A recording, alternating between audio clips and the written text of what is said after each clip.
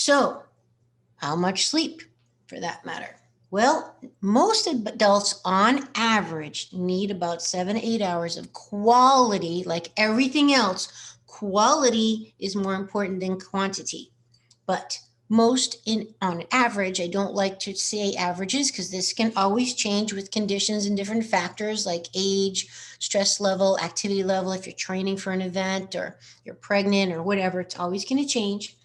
But in general, 7 to 8 hours of sleep per night in order to feel rested, energized, and good. Some people will need less and some people will need more. It's interesting to think back to when you were a young child and how your sleep habits were. Doing that can be quite revealing for a lot of things in your life, not only for your life purpose and what makes you happy and things that make you feel good, but to give you a little insight as to what your body liked. I know, for example, I was always an early riser. Now, it might have also been because I just idolized my dad as a little girl growing up, and he had his own business, so he was, oh my gosh, he was up at like 4:35 a.m. and he was out the door by probably, oh my gosh, at least by 6. He was probably out before then. And but I also was an early riser. It might have been just to see him in the morning and we'd have our breakfast together, but I've continued that to this day. I function best when I'm up early. I've even had relationships that have made fun of me for this, and that should have been a red flag because, yes, it does give a damper to your nightlife. I get it. And don't worry, there's many times where I override that and I stay out because I want to enjoy and have a social life and enjoy all the festivities, no doubt. And sure, I'll sleep in a little bit, but I actually usually end up waking up at the same time anyway. Even if I go to bed at like midnight or 1 in the morning, I still get up at like 5:36 anyway. But hey, you got to live a little, right? But what I'm getting at is that as a child, I was always an early riser. And when I lose that due to my work demands, my job, whatever, and I find myself going to bed later and later, which means I'm getting up later and later, or at least I have to get up later and later. My body doesn't wake up, but my alarm would wake me up. And it's just a slippery slope. Down goes the rest of it, as you're going to hear in a minute. That affected my appetite. It affected the way I was eating. It affected certainly my moods. And it most definitely affected my skin and the way I looked, my energy. So think back to when you were a child and what were your sleep habits then? And maybe try to revisit them as much as you can. Okay.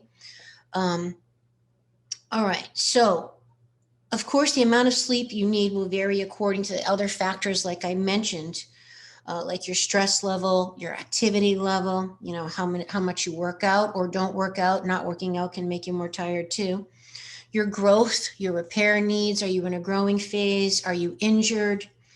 If you're fighting an illness, and what time of the year it is, what season it is.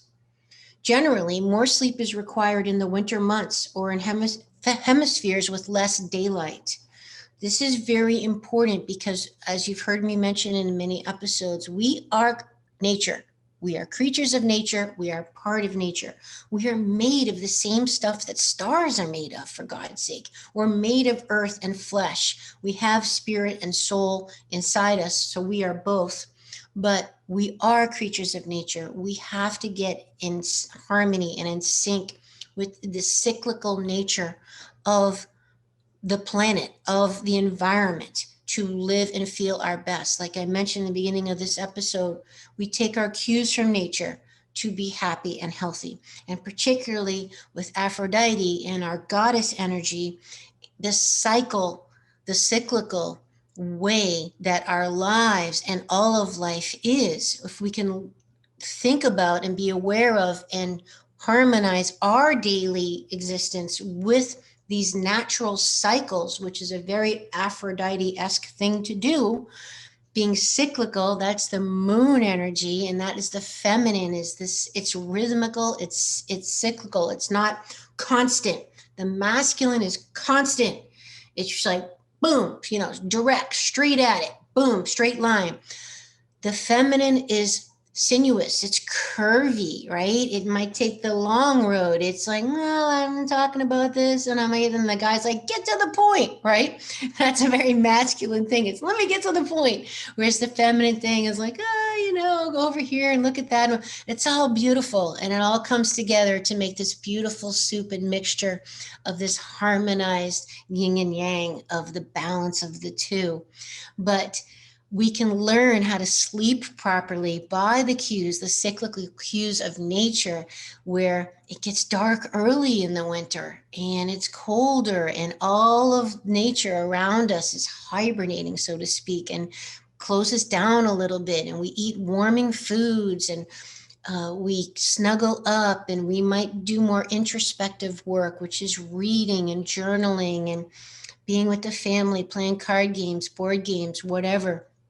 Okay, this is all how we're designed to live. Whereas in the summer, we're more active. There's more daylight. Go, go, go, right? It's that cycle of daylight is more energetic. So we take our cues from nature to live in balance and health. So do yourself a favor and don't fight the flow. Listen to your body. Go to bed when you're tired, regardless of what quote unquote time it is or other factors. Okay.